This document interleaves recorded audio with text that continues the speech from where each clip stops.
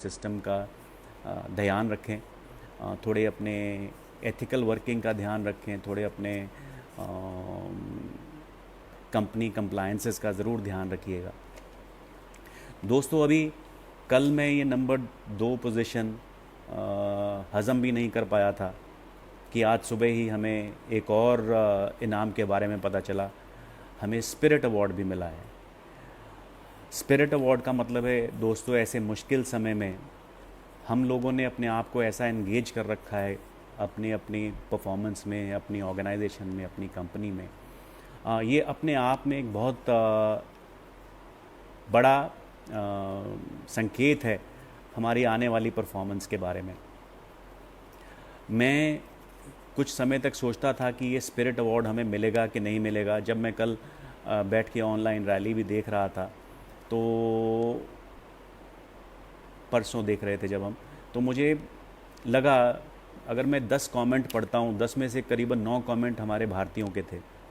तो उस समय मुझे लगा कि ये इनाम तो हमारी जेब में आएगा ही आएगा। बट फिर मैं क्या देखता, जो उस इनाम का क्राइटेरिया था कि number of people watching the rally divided by the population of the country. Population हमारे देश की बहुत ज़्यादा है दोस्तों। तो मुझे थोड़ा डाउट आया कि शायद हम ये अवार्ड नहीं ले पाएंगे।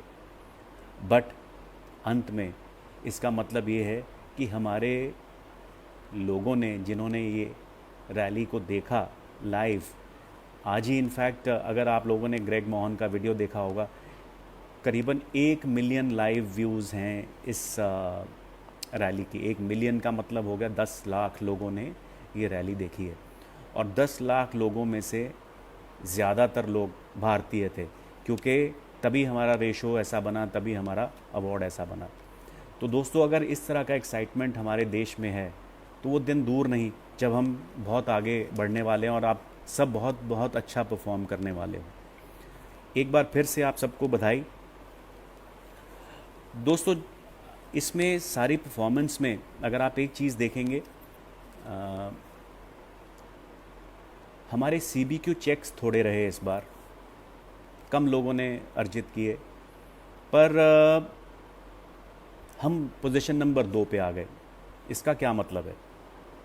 इसका मतलब मैं क्या समझता हूँ वो ये है कि हमने अपने ग्राउंड पे नीचे, अपनी नीचे लाइनों में काम किया है बहुत सारा। इसका मतलब ये है कि किसी एक व्यक्ति ने बहुत सारा काम नहीं किया, बट बहुत सारे व्यक्तियों ने थोड़ा थोड़ा काम किया है। इसका मतलब ये है कि जो आने वाली सक्सेस है हमारी, उसका ग्राउंड तैयार हो गया है इस साल में। तो मैं इस साल CBQ कम आए हैं वो ठीक है, उससे मेरे को ज़्यादा खुशी नहीं है। बट कहते हैं every cloud has a silver lining. तो इसकी सिल्वर लाइनिंग जो मैं वो देखता हूँ वो ये है कि आने वाला समय, आने वाला वर्ष हमारा, मैं सोचता हूँ बहुत बढ़िया होने वाला है दोस्तों। यही इस रिज़ल्ट से, इस डेटा से मेरा एनालिसिस है। और दोस्तों यही जो ग्राउंड हमारा बना है, इसी ग्राउंड से हम जापान को बीट करेंगे दोस्तों। मैं आपको आज बता देता हूँ, वो दिन दूर नहीं हम जब जापान को पीछे छोड़ देंगे, और ऐसा पीछे छोड़ेंगे कि फिर पीछे मुड़ के नहीं देखेंगे हम दोस्तों। और इसके लिए हमें करना क्या होगा दोस्तों? इसके लिए हमें ये करना होगा कि हम हर कोई अपने पिछले साल की परफॉर्मेंस देखें और सिर्फ उसमें 25% का इजाफा कर लें। इसका मतलब क्या है? इसका मतलब है अगर कोई 10,000 रुपये कमा रहा है इस साल में, वो 12.5 पे चला जाए। कोई 20 कमा रहा है तो 25 पे चला जाए। कोई 1 लाख कमा रहा है तो 1.25 लाख पे चला जाए। कोई 5 लाख कमा रहा है तो वो 6 लाख पे चला जाए। इससे अगर हम कलेक्टिवली ये सारा काम कर लेते हैं, हर कोई व्यक्ति जो आज हमारे साथ जुड़ा है अपनी परफॉर्मेंस में 25% का इजाफा कर ले इस साल में, तो दोस्तों वो दिन दूर नहीं जब हम जापान को पीछे छोड़ देंगे। अब ये तो था जो मैं आप लोगों से मांग रहा हूँ कि आप क्या करेंगे तो हम नंबर 1 हो जाएंगे। दोस्तों मैं थोड़ा सा शेयर करता हूँ हम क्या कर रहे हैं उस चीज़ के लिए। हम पिछले 1 महीने में आपने लगातार देखा होगा, इस मुसीबत की घड़ी में हम अपने प्रोसेसेस कंटिन्यूसली इम्प्रूव करते चले जा रहे हैं। हमने ऑनलाइन अपने प्रोसेसेस साथ के साथ, जैसे ही हमने देखा डिजिटल समय आ गया है, तो हमने प्रोसेसेस अपने चेंज किए, हमने जॉइनिंग के प्रोसेसेस चेंज किए, हमने ऑनलाइन जॉइनिंग के प्रोसेसेस चेंज किए। अभी कुछ लोगों की आपकी रिक्वेस्ट थी कि बिना डॉक्यूमेंट्स के हमें जॉइनिंग अलाउ कीजिएगा, हमने वो भी किया। उसके बाद बिना डॉक्यूमेंट्स के हमने अब स्पॉन्सरिंग भी अलाउ किया है आपको दोस्तों। तो शायद ये कुछ लोगों को नहीं मालूम हो, तो मैं आज इस फोरम से आपको स्पेशली बताना चाह रहा हूँ कि आपने अगर डॉक्यूमेंट नहीं सबमिट करे तब भी आप आगे जॉइनिंग करवा सकते हैं, स्पॉन्सरिंग कर सकते हैं। बट ये उसी समय तक के लिए सीमित है जब तक डाक सेवाएं नहीं खुल जाती या आप खुद जाके अपने डॉक्यूमेंट्स हमारे आरडीओ पे नहीं डिपॉजिट करा सकते। तो जैसे ही ये सब सेवाएं खुलेंगी तो प्लीज़ दोस्तों मेरी रिक्वेस्ट है कि आप लोग अपने अपने कागजात इमीडिएटली जाके जमा करवा दीजिएगा कंपनी में, otherwise we will be forced legally to terminate your contracts. So ये फैसिलिटी स्पेशली इस माहौल को देखते हुए आप लोगों के लिए दी गई है। उम्मीद है आप लोग इसका भरपूर फ़ायदा उठाएंगे।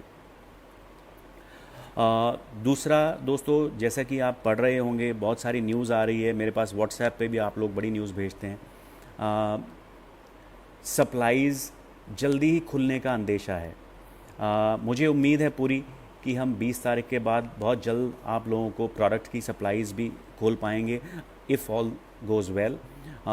जैसा कि उम्मीद है ये सब चीज़ें धीरे धीरे खुलेंगी। हो सकता है कोई 2-4-5 दिन की आगे पीछे देरी रहे, बट हमारी कोशिश ये रहेगी कि हम आप लोगों को जल्दी ही सप्लाई शुरू कर दें। पर दोस्तों ये ध्यान रखिएगा, अगर सप्लाई शुरू भी हो जाती है तो सब कुछ नॉर्मल नहीं होगा इतनी जल्दी। We will not be working as normal. अभी कुछ समय आने वाले समय तक ये ऑनलाइन बिजनेस ही चलेगा, आपको ऑनलाइन ऑर्डर्स ही करने पड़ेंगे, आरडीओज़ इतनी जल्दी नहीं खुलेंगे, तो ये बिज़नेस ऑनलाइन तरीके से ही चलेगा आने वाले समय में। तो जितना जल्दी हो आप ये ऑनलाइन मेथडोलॉजी इख्तियार कर लें, अडॉप्ट कर लें, आपके बिज़नेस के लिए उतना ही अच्छा रहेगा। दोस्तों जैसे आपने नवाज़ मैम का पीछे प्रेजेंटेशन सुना होगा, उसमें उन्होंने कुछ और रिलैक्सेशंस दिए। मैं थोड़ा सा उनके ऊपर डिटेल बता दूंगा आप लोगों को, आपसे शेयर करना चाहता हूँ। एक एलबीक्यू में एक रिलैक्सेशन दिया गया है, ये देखते हुए कि कुछ लोग मार्च और अप्रैल के महीने में उनको दिक्कत आई अपना एलबीक्यू करने में। दोस्तों इसमें मैं थोड़ा सा आपको डिटेल दूंगा। अगर किसी व्यक्ति ने जनवरी में अपना एलबीक्यू रिक्वालिफिकेशन स्टार्ट किया है तो उसने जनवरी में अपना कर लिया, फरवरी में कर लिया, मार्च में वो नहीं कर पाए, अप्रैल में नहीं कर पाए, तो उनको एक मई का महीना एक्स्ट्रा दिया जाएगा दोस्तों। सो आपको इतना रिलैक्सेशन है कि आप मई में अपना एलबीक्यू रिक्वायरमेंट पूरा कर सकते हैं। किसी व्यक्ति ने अगर अपना रिक्वालिफिकेशन फरवरी में शुरू किया है तो फरवरी में उन्होंने पहला महीना किया, मार्च और अप्रैल में वो नहीं कर पाए, तो उनको मई और जून का महीना मिलेगा अपनी एलबीक्यू रिक्वायरमेंट पूरी करने के लिए। अगर किसी व्यक्ति को मार्च या अप्रैल में अपनी रिक्वालिफिकेशन स्टार्ट करनी थी तो दोस्तों वो अपनी रिक्वालिफिकेशन मई से स्टार्ट कर सकते हैं। तो मेरे हिसाब से ये बहुत बड़ा आप लोगों के लिए इंसेंटिव है, स्पेशली जो रिक्वालिफाई करना चाहते थे अपने एलबीक्यू के लिए। और मुझे पूरी उम्मीद है कि आप लोग इस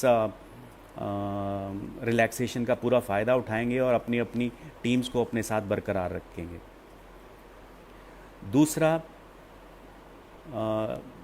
इंसेंटिव था दोस्तों ग्लोबल रैली। ग्लोबल रैली दोस्तों हम इसके लिए आपको अप्रैल का महीना एग्जेम्प्ट करेंगे। इसका मतलब है कि ग्लोबल रैली की कैलकुलेशन 1 जनवरी से लेके 31 दिसंबर तक होगी, अप्रैल का महीना निकाल के। सो 11 महीने का डेटा कैलकुलेट होगा इसमें। फॉर एग्ज़ाम्पल अगर किसी को 1500 सीसी करके ग्लोबल रैली में जाना था, उसको 1375 सीसी करने होंगे। किसी को 2500 सीसी करके जाना था, उसको 2292 सीसी करने होंगे। किसी को 5000 सीसी करके जाना था, उसको 4584 सीसी करने होंगे। किसी को 7500 सीसी करके जाना था तो 6875 सीसी करने होंगे। मैं इससे ज़्यादा ऊपर का नाम नहीं लूँगा, वो भी प्रोरेटा कम होगा, बिकॉज इंडिया में अभी इससे ऊपर का कोई व्यक्ति नहीं है। पर दोस्तों इसमें एक चीज़ का ख्याल रखिएगा, अप्रैल के महीना आपकी सीसीज के लिए एग्जेम्प्ट है, आपकी प्रो रेटा रिक्वायरमेंट उससे कैलकुलेट होती है, बट आपको अप्रैल के महीने में एक्टिव रहना ज़रूरी है दोस्तों।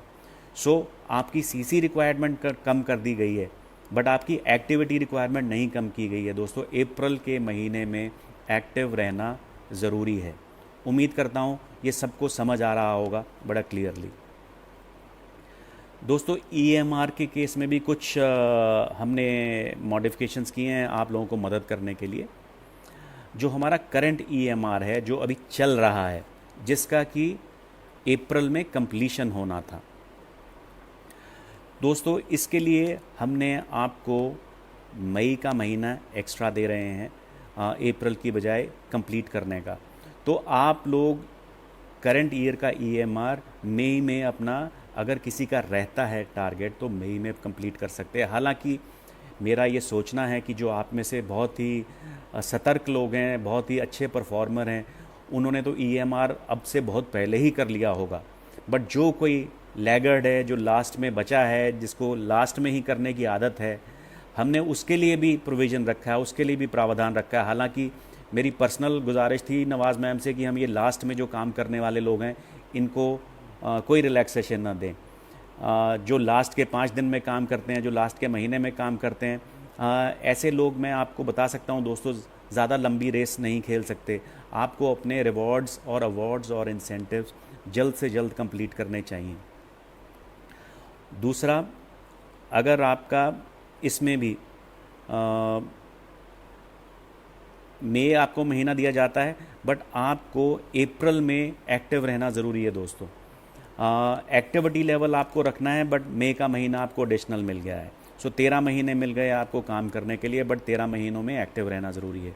सो ये मत सोचिएगा कि अप्रैल में हम अपनी एक्टिव सीसी ना डालें, वो डालना ज़रूरी है।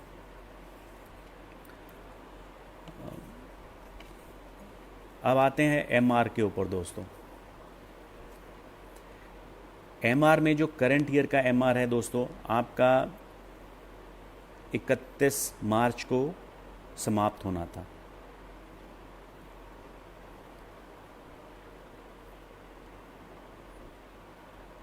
इकतीस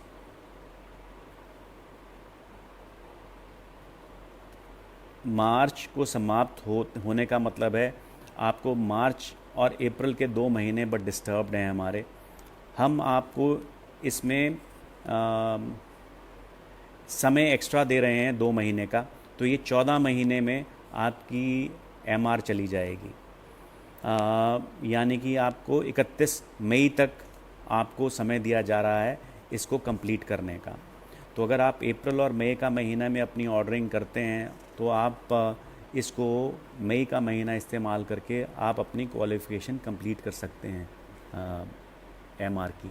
इसके लिए भी दोस्तों ज़रूरी है कि आपको ये 14 के 14 महीने एक्टिव रहना है। अब जो आने वाली एमआर है दोस्तों, अब आने वाली एमआर आपकी 1 अप्रैल 2020 को स्टार्ट होनी थी। अब ये 1 अप्रैल 2020 को ना स्टार्ट होके आपकी ये 1 अप्रैल को ही स्टार्ट होगी और ये 31 मार्च 2021 में एंड होगी। इसमें आपको अप्रैल और मई का महीना ओवरलैप मिलेगा पिछले साल की एमआर के साथ। यानी कि आप अप्रैल और मई के महीने में 2-2 एमआर्स का काम कर सकते हैं। अगर आप इंटेलिजेंटली काम करेंगे तो अप्रैल मई में जो परफॉर्मेंस आप अच्छी करेंगे, आपको अगले साल की एमआर का अच्छा हेड स्टार्ट मिल जाएगा और पिछले साल की एमआर आप अच्छे से कंप्लीट कर पाओगे दोस्तों। कैच इसमें यही है कि आपको सारे के सारे महीने एक्टिव रहना है। पुरानी एमआर के लिए पूरे 14 महीने एक्टिव रहना है, नई एमआर के लिए पूरे 12 महीने एक्टिव रहना है। तो ये एक की चीज़ है, समझिएगा। हम इसका एक डिटेल्ड नोट भी देने वाले हैं। शाम तक वो डिटेल्ड नोट आ जाएगा, आप उसमें डिटेल्स पढ़ सकते हैं कि हमने क्या क्या रिलैक्सेशंस दिए और क्या क्या उसमें कंडीशंस हैं दोस्तों। Last but not the least, एक चेयरमैन बोनस चेक में भी हमने कुछ रिलैक्सेशन दिए हैं। आपकी उसमें भी क्वालिफ़िकेशंस 11 महीने की हो जाएंगी। और अप्रैल का महीना इसमें भी आपको प्रोरेट कर दिया जाएगा, तो अप्रैल का महीना एक्सक्लूड हो जाएगा। इसकी डिटेल्स भी आपको जल्दी ही हम रिटन फॉर्मेट में दे देंगे। ये एक नोटिस आएगा जो हमारे सोशल मीडिया पे आपको जल्दी मिलेगा।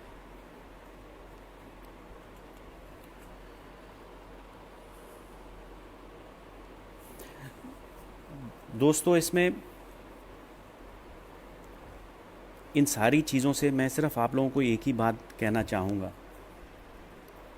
कि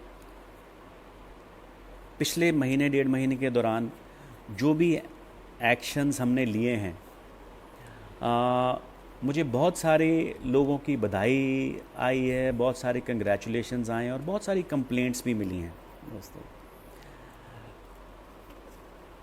मैं इसमें सिर्फ यही बात आपको शेयर करना चाहूँगा कि हर तरह के लोग हैं, हर तरह के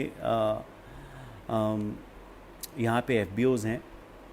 दोस्तों, आप में से भी इस समय को पार करके बहुत सारे लोग सक्सेसफुल नज़र आएंगे और बहुत सारे लोग अनसक्सेसफुल नज़र आएंगे।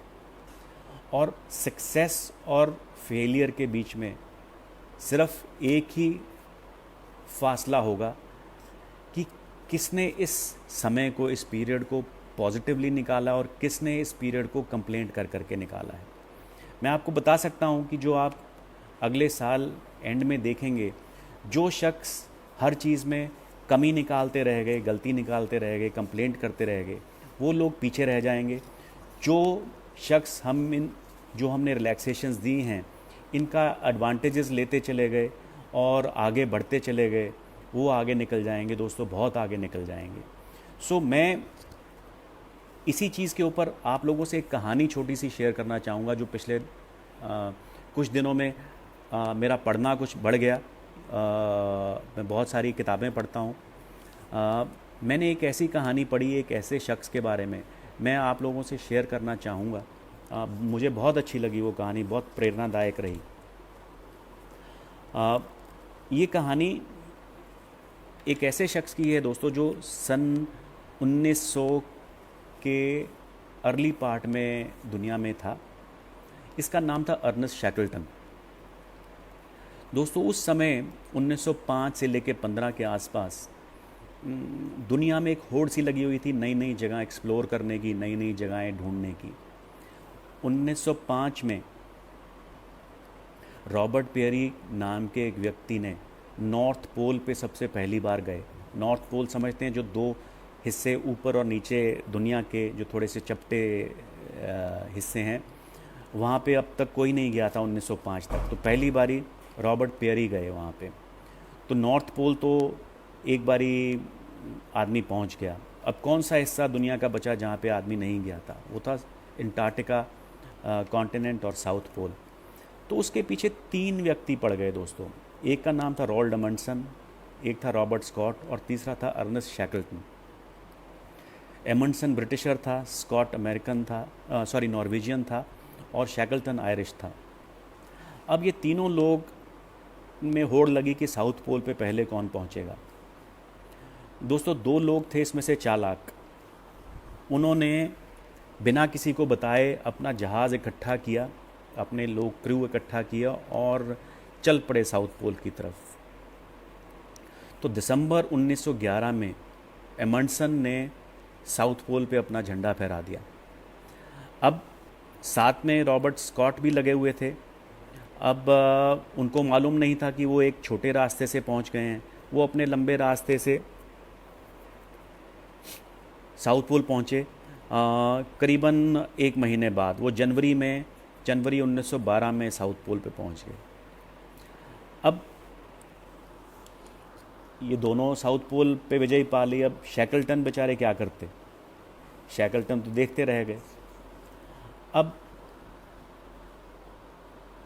उन्होंने सोचा कि मैं चलो पहला व्यक्ति बनता हूँ जो अंटार्कटिका का जो कॉन्टिनेंट है उसको एक कोने से उस पर चल के दूसरे कोने तक जाऊँ और पूरा का पूरा पैदल कवर कर लूँ वो कवर करने वाला मैं पहला व्यक्ति, एक्सप्लोर करने वाला पहला व्यक्ति बनता हूँ। अब दोस्तों उन्होंने क्या किया, सुनिए। उन्होंने इंग्लैंड में, लंदन में एक अखबार में इश्तिहार दिया, एडवर्टिज़मेंट दिया। वो एडवर्टिज़मेंट में क्या लिखा उन्होंने, वो कहते मैन वांटेड फॉर हैज़र्डस जर्नी, कहते बहुत मुश्किलों भरी जर्नी के लिए मुझे कुछ व्यक्ति चाहिए, कुछ क्रूमन चाहिए। उसमें लो वेजेस होंगे, कम तनख्वाह मिलेगी, बिटर कोल्ड होगी, बहुत सर्दी होगी, long hours of complete darkness होंगे, क्योंकि जैसे ही आप साउथ पोल या नॉर्थ पोल पे जाते हैं तो वहाँ पे 6 महीने अंधेरा और 6 महीने दिन रहता है। तो कहते हैं वहाँ पे लॉन्ग आवर्स ऑफ डार्कनेस रहेंगे क्योंकि विंटर का महीना होगा। ऑफ सेफ रिटर्न डाउटफुल है, कहते हैं वापसी डाउटफुल है कि हम वापस आएंगे भी कि नहीं आएंगे। बट कहते हैं अगर वापस आ गए तो ऑनर एंड रिकग्निशन डेफिनेटली मिलेगी। तो ये एडवर्टिज़मेंट पढ़ के दोस्तों मेरे को नहीं मालूम कितने लोग ऐसी एडवर्टिज़मेंट को रिस्पॉन्ड करेंगे, बट इस केस में आपको मैं बताऊं कि उनके ऑफिस के बाहर जिस दिन ये एडवर्टिज़मेंट आया, हज़ारों लोगों की लाइन लग गई दोस्तों, हज़ारों लोगों की लाइन लग गई।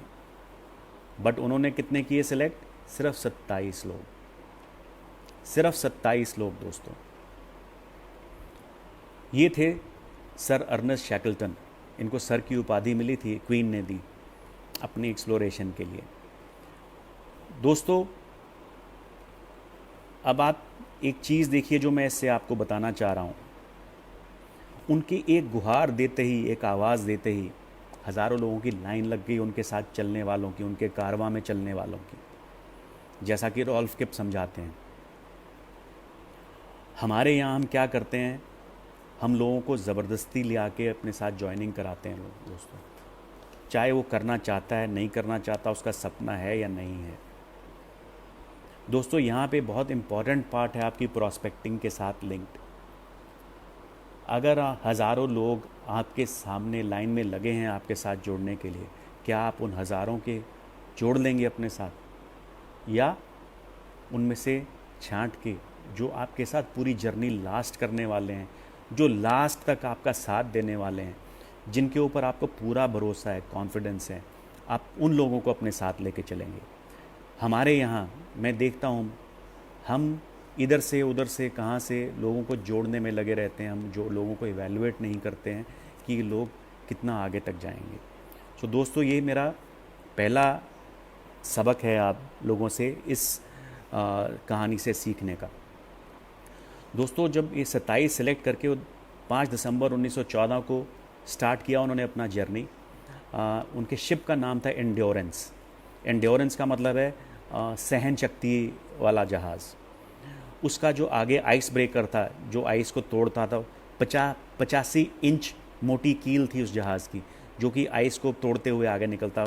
अपने समय का सबसे मॉडर्न, सबसे स्ट्रॉन्ग जहाज़ माना जाता था वो दोस्तों 1915 में। 24 जनवरी 1915 को करीबन 100 किलोमीटर दूर अंटार्कटिका से पहुँचे। बट उस साल बर्फ़ इतनी पड़ी, मौसम इतना ख़राब था कि 100 किलोमीटर पहले ही सारा समुंदर बर्फीला हो गया और उनका जहाज़ बर्फ़ में फंस गया। जब बर्फ़ में फंसा दोस्तों, तो ऐसे मौके पे क्या रहता है कि इंतज़ार किया जाता है और कोई तरीका नहीं है। इंतज़ार किया जाता है थोड़ा सा गर्म मौसम होने का और बर्फ़ पिघलने का। तो उन्होंने भी सोचा, अब दिसंबर में फंसा है जहाज़, तो उन्होंने भी सोचा है अप्रैल मई तक का महीना वेट करना पड़ेगा, 2-3 महीने वहाँ पे, और इंतज़ार करने का प्लान बना लिया गया कि अप्रैल में जब ये समुंदर पिघलेगा तो दोबारा अपनी जर्नी कंटिन्यू करेंगे दोस्तों। अब अप्रैल आया निकल गया, मई आया निकल गया दोस्तों, समुंदर नहीं पिघला। देखिए आप, ये लोग पिछले नवंबर से जहाज़ में बैठे हुए हैं और कहीं पृथ्वी पे कदम नहीं रखा है इन्होंने। और अक्टूबर में दोस्तों दोबारा से सर्दी आई और बर्फ़ जमने लगी जब, तो शिप के ऊपर प्रेशर बढ़ना शुरू हो गया। जब बर्फ़ दोनों तरफ से प्रेस करती है तो शिप थोड़ा सा चटकने लगा, शिप थोड़ा सा टूटने लगा। तो 27 अक्टूबर को उन्होंने शिप को अबैंडन कर दिया और 3 कश्तियाँ थीं उनके पास, 3 कश्तियाँ और अपना सारा सामान निकाल के वो लोग अपने एक बर्फ़ का फ्लोट था, एक बर्फ़ का समुद्र पे तैरता हुआ टुकड़ा था, उसके ऊपर उन्होंने अपना कैंप लगा लिया दोस्तों। अब कैंप लगाया, अक्टूबर में वो शिप छोड़ा था, नवंबर 21 1915 को उनका शिप कंप्लीटली क्रश हो गया आइस के द्वारा और टूट के डूब गया दोस्तों।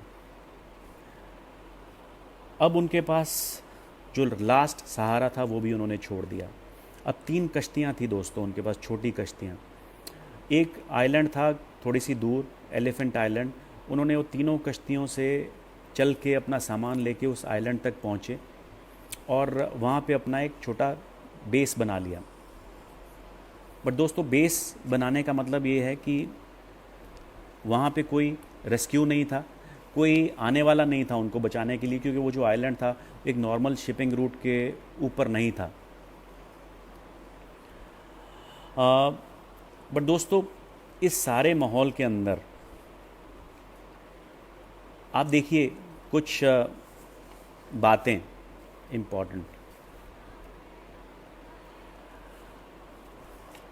जो उनका मनोबल बनाए रखे थी। अपने कप्तान के ऊपर भरोसा, अपने कप्तान की स्किल के ऊपर भरोसा, विश्वास अपने कप्तान के ऊपर, अपना रूटीन और रिस्पॉन्सिबिलिटी।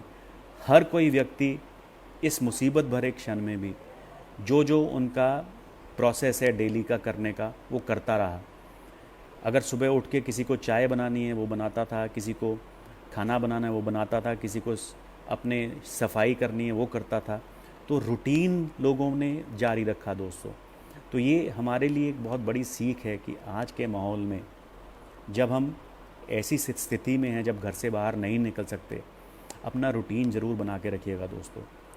मैं ऐसी स्थिति में भी मैंने अपने लिविंग रूम में अपना ऑफिस जमा रखा है। मैं सुबह 10 बजे अपने रूटीन के तरीके से नहा धो के अपनी एक्सरसाइज करके मैं अपने इस कमरे में आके बैठ जाता हूँ शाम के 7 बजे तक, जब तक मेरा ऑफिस चलता है। तो दोस्तों आप भी जो आपका इस मुसीबत आने से पहले रूटीन था, ज़रूर रूटीन बना के रखिएगा। बहुत ज़रूरी है आपको सतर्क रखने के लिए। हर किसी व्यक्ति को इनके जहाज़ पे अपनी अपनी रिस्पॉन्सिबिलिटी बाखूबी मालूम थी। हर रोज़ उनको नहीं बताना पड़ता था अपने लोगों को कि भैया तुझे आज ये करना है, तुझे आज ये करना है, तुझे आज ये करना है। अपनी टीम्स के साथ रिस्पॉन्सिबिलिटी दे के रखिएगा दोस्तों। रोज़ रोज़ आपको नहीं बताना पड़ना चाहिए। आपकी जो पहली 3 जनरेशन्स हैं उनको बिल्कुल एब्सोल्युटली क्लैरिटी होनी चाहिए कि उनका रोज़ का क्या टास्क है, क्या काम है, किन लोगों से मिलना है, कितने लोगों से मिलना है, कितने लोगों से फ़ोन पे बात करनी है, क्या करना है, आगे प्रेजेंटेशन कैसे करनी है, बिज़नेस प्लानिंग कैसे करनी है। आपकी टीम्स को, एक एक व्यक्ति को ये रिस्पॉन्सिबिलिटी रहनी चाहिए और अंदाज़ा रहना चाहिए कि उसको क्या करना है। Because repetition is should not be required for the leader. दोस्तों हर दिन उन्होंने कोई ना कोई फुलफिलमेंट करते थे। आज के माहौल में भी दोस्तों आप हर दिन कोई ना कोई अपने लिए विजयी का दिन ज़रूर रखिएगा। छोटी छोटी चीज़ें, शाम को इकट्ठे बैठ के गाना सुनते थे, शाम को इकट्ठे बैठ के नाचते थे। और तो और उन्होंने फ्लोटिंग आइस के फ्लोटिंग टुकड़े के ऊपर एक फ़ुटबॉल फील्ड बना रखी थी। शाम को 1 घंटा एक्सरसाइज के बहाने वो फ़ुटबॉल खेला करते थे ताकि सबकी एक्सरसाइज भी रहे और मन भी खुश रहे। इस सारे माहौल के बीच में सबसे इम्पॉर्टेंट क्या चीज़ थी, वो ये थी कि उनकी जो स्पिरिट थी, जो उनकी ज़िंदा दिली थी, वो बरकरार रही दोस्तों। अगर वो इस चीज़ को बरकरार नहीं रख पाते तो दोस्तों इतनी देर अपने घरों से दूर पानी में, बर्फ़ में, समुद्र में सरवाइव करना ही मुश्किल था। साइकोलॉजिकल प्रॉब्लम्स बहुत कॉमन होती हैं ऐसे सिनारियों में लोगों में आ जानी। अल्टीमेटली दोस्तों जब वो स्टार्ट हुए, अपने बोट्स पे से पहुँचे, उनके कप्तान ने उन्हें एक चीज़ बोली, मैं आप सबको, एक एक व्यक्ति को उनके घर वापस पहुंचाऊंगा। दोस्तों, ऐसा है लीडर जिसकी बात पे लोगों को विश्वास है, उसके लिए वो मरने को तैयार हैं। दोस्तों, मैं चाहता हूं कि आप भी अपनी अपनी टीम्स के लिए ऐसे ही लीडर्स बने। दोस्तों, अब जब ये एक आइलैंड पे पहुंचे तब इनके पास एक ही विकल्प था। करीबन 1200 किलोमीटर दूर एक और आइलैंड था जहाँ पे लोग रहते थे।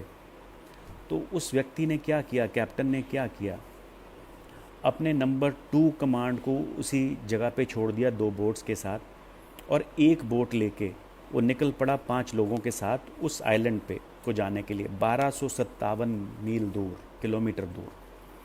आप इमेजिन कर सकते हैं जी, पहले इतने बड़े शिप के साथ आए थे और अब एक छोटी सी बोट में इतना रफ सी को टैकल करते हुए 1285 किलोमीटर दूर एक कश्ती में जा रहे थे। उनको 1 महीना लगा उस एक कश्ती में जाने में 5 लोगों के साथ। रास्ते में करीबन 75 से 100 फुट ऊंची तक वेव्स थी। आप इमेजिन करिए कि छोटी बोट में बैठ के 75-100 फुट ऊंची वेव्स का सामना करते हुए वो जब उस आइलैंड पे पहुँचे तो उनकी कठिनाई का आपने सोचोगे कि अंत हो गया। अंत नहीं हुआ दोस्तों। वो जब उस आइलैंड पे लैंड किया उन्होंने, वो देखा जिसकी एक वेलिंग स्टेशन की उम्मीद करते थे कि जहाँ पे वेल मछली पकड़ने वाले लोगों का विलेज होना चाहिए था, वो विलेज था ही नहीं, जिसकी उम्मीद करके वो 1200 किलोमीटर की यात्रा करके आए थे। थोड़ा सा अंदाज़ा लगाने के बाद दोस्तों उनको क्या मालूम पड़ा कि वो आइलैंड के दूसरी तरफ लैंड कर गए हैं, और वो आइलैंड का रास्ता इतना कठिन था, पत्थरों से भरा था कि वो कश्ती से वो रास्ता पार नहीं कर सकते थे। अब क्या चाह रहा था दोस्तों, आगे बीच में बहुत पहाड़ थे बड़े बड़े। तो दोस्तों अब 6 के 6 लोग, वो कैप्टन और 5 लोग उनके अन्य, उन्होंने वो पहाड़ पे चढ़ के विलेज की तरफ जाने की सोची। अपनी ज़िंदगी के बारे में नहीं सोच रहे थे दोस्तों उस समय। वो क्या सोच रहे थे, जो 22 लोगों को पीछे छोड़ के आए हैं, विश्वास दिला के कि मैं आप में से एक एक व्यक्ति को वापस लेके जाऊंगा घर। उन लोगों को वापस घर ले जाने का सोच रहे थे ये लोग। इन्होंने 15 दिन लगे इनको पहाड़ क्रॉस करने में, और गिरते पड़ते बिल्कुल मुश्किल से ये उस विलेज में पहुँचे। दोस्तों, जब ये पहाड़ क्रॉस कर रहे थे तो इनके कप्तान ने इनको किसी भी एक समय 5 मिनट से ज़्यादा सोने का समय नहीं दिया, क्योंकि उनको मालूम था कि अगर कोई भी 5 मिनट से ज़्यादा सो गया तो ये वापस ज़िंदा नहीं उठेगा। तो ऐसी ऐसी कठिनाइयों में से निकल के जब वो व्हेलिंग स्टेशन में पहुँचे तो उनकी खुशी का ठिकाना नहीं रहा दोस्तों, बिकॉज़ उनको मालूम था कि अब वो अपने 22 क्रू मेंबर्स को बचा पाएंगे। दोस्तों कैप्टन की आप सोचिए, उन्होंने अपने 5 दोस्तों को, आप अपने 5 क्रूमैन को वहीं छोड़ा, और जो व्हेलिंग स्टेशन के लोगों को लेके, उनके क्रू को लेके, उनकी नाव लेके वो खुद अपने 22 लोगों को बचाने के लिए गए। और इमेजिन करिएगा दोस्तों कि 22 के 22 लोग अपने कैप्टन की बिलीफ के लिए ज़िंदा थे, और वो पूरे 22 के 22 लोगों को बचा के वापस पहुंच गए। दोस्तों अब ये कहानी है सेल्फ़ बिलीफ की। सेल्फ़ बिलीफ तो है ही है कैप्टन में बहुत स्ट्रॉन्ग, और दूसरों में बिलीफ की, अपने लीडर पे बिलीफ की, और हार्ड वर्क की, और मुसीबत के समय में उम्मीद ना छोड़ने की, मुसीबत के समय में अपना रूटीन करते रहने की, मुसीबत में समय में अपनी रिस्पॉन्सिबिलिटी को समझने की, और कठिनाइयों के समक्ष कंप्लेंट ना करने की। उन्होंने जो भी भगवान ने कठिनाई फेंकी उनके सामने, वो कठिनाइयों को सर माथे पे कबूल करके वो अपना कार्य करते चले गए, और अंत में अपनी पूरी टीम के साथ 27 लोगों की टीम के साथ वापस घर लेके पहुँचे। अब दोस्तों इसमें कहानी में मॉरल और क्या है, बहुत सारे लोग इसमें मानते हैं कि जी अमंडसन और स्कॉट बहुत बड़े एक्सप्लोरर थे, उन्होंने साउथ पोल का सबसे पहले पैर रखा, बट इनका नाम ज़्यादा ऊपर नहीं आता। बट दोस्तों जब मैंने इनकी कहानी पढ़ी, मेरे को इतना मोटिवेट किया। मैं तो ये मानता हूँ कि ये उनसे भी बड़े लीडर थे, उनसे भी बड़े परफॉर्मर थे, जो ऐसी मुश्किल घड़ी में अपनी टीम को मोटिवेट करके उन्होंने रखा, ज़िंदा रखा 1.5 साल तक, और उसके बाद मेहनत करके उनको वापस जो प्रॉमिस किया था वो डिलीवर किया और ज़िंदा वापस लेके आए। दोस्तों इस जर्नी के बाद इनको सर का खिताब मिला ब्रिटिश क्वीन ने, और ये इतने प्रसिद्ध हो गए इस जर्नी के बाद एज ए लीडर। शायद इनका नाम उसमें नहीं आया कि ये साउथ पोल पे नहीं जा पाए, अपना जो ओरिजिनल मिशन था वो कंप्लीट नहीं कर पाए, बट जो इन्होंने कंप्लीट किया दोस्तों, जो लोगों का मन इन्होंने जीता, जो लोगों के रिवॉर्ड्स इनको मिले, उसके बाद उनका नाम नाविकों में नहीं, एक्सप्लोरर्स में नहीं, एक लीडर में आना शुरू हो गया। He was declared a leader of people. So दोस्तों मैं उम्मीद करता हूँ कि आप भी ऐसी मुश्किल घड़ी में से निकल के जब जाएंगे, आप अपनी अपनी टीम्स के लीडर बनेंगे, आप उनको ऐसी मुश्किल भरी घड़ी में मोटिवेट करेंगे, आप ऐसी मुश्किल भरी घड़ी में जो भी कंपनी ने आपको रिलैक्सेशंस दिए हैं या नए प्रोसेसेस दिए हैं, जो नई चीज़ें दी हैं, आप उनको पॉजिटिवली मार्केट में लेके जाएंगे और पॉजिटिवली मार्केट में उनको यूज़ करके अपने बिज़नेस को और सशक्त करेंगे और स्ट्रॉन्ग करेंगे। और उम्मीद करता हूँ कि ये छोटी सी कहानी आपको मोटिवेट करेगी अपनी अपनी टीम्स के साथ एक पॉजिटिव स्टेप लेने में। कंप्लेंट करना छोड़िए दोस्तों, ये तो जो होना है वो होके रहेगा। आगे आने वाला समय अभी इतनी जल्दी खुलने वाला नहीं है। आप ये मत सोचिएगा कि 20 तारीख से स्थिति आसान हो जाएगी या लॉकडाउन खुल जाएगा या 3 मई से लॉकडाउन खुल जाएगा। ये अभी प्रॉब्लम लंबा चलने वाला है दोस्तों, ये इतनी जल्दी नॉर्मल नहीं होगा। तो आपको जो नए तरीके दिए गए हैं, नए तरीके हमने सोचे हैं, हमारे ऊपर भी थ्रस्ट कर दिए गए हैं। हम सोच रहे थे ये चीज़ें सब आपको आने वाले 6, 8, 9 महीने में, साल भर में देंगे, बट हमें ये सब चीज़ें महीने भर में ही आपको करनी पड़ गई। हमने वॉर फुटिंग पे जाके, जो डिजिटाइजेशन हो रहा है दुनिया का, तो इस चीज़ का फ़ायदा उठाइए, इस समय का फ़ायदा उठाइए, आने वाले समय में अपने आप को मोटिवेटेड रखिए, इन बेनिफिट्स का फ़ायदा उठाइए। एंड मैं उम्मीद करता हूँ कि इन सारे एडवांटेजेस के साथ लैस होकर जब आप मार्केट में जाएंगे तो अपना 25% का जो प्रॉमिस आप मेरे से करिएगा कि आप हर कोई इस समय जो बैठा है कम से कम 25% अपनी अपनी परफॉर्मेंस में 2019 के मुकाबले में इम्प्रूवमेंट करेगा। और दोस्तों मैं आपके साथ प्रॉमिस करता हूँ कि अगर ये 25% आपने इम्प्रूवमेंट किया तो हम बहुत जल्दी ही जापान को पीछे छोड़ देंगे दोस्तों। ये लड़ाई अब हमें तैयार होकर लड़नी है, एंड मैं समझता हूँ कि हम तैयार हैं। क्या आप लोग तैयार हो? क्या आप लोग तैयार हो? चलिए मेरे को लिख के भेजिएगा कि आप कितना तैयार हैं और कितने कितने कौन कौन अपना 25% का टारगेट लेने को तैयार हो दोस्तों। जाने से पहले ऑन अ लाइटर नोट, ये एक मेरा लुक है, बियर्डेड लुक। मेरी फैमिली में इसके ऊपर ज़रा कंट्रोवर्सी चल रही है, कुछ लोगों को ये पसंद है, कुछ लोगों को ये नहीं पसंद है।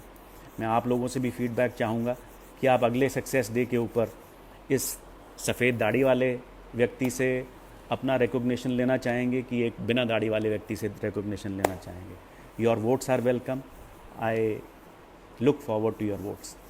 थैंक यू दोस्तों, थैंक यू मेरे साथ जुड़े रहने के लिए।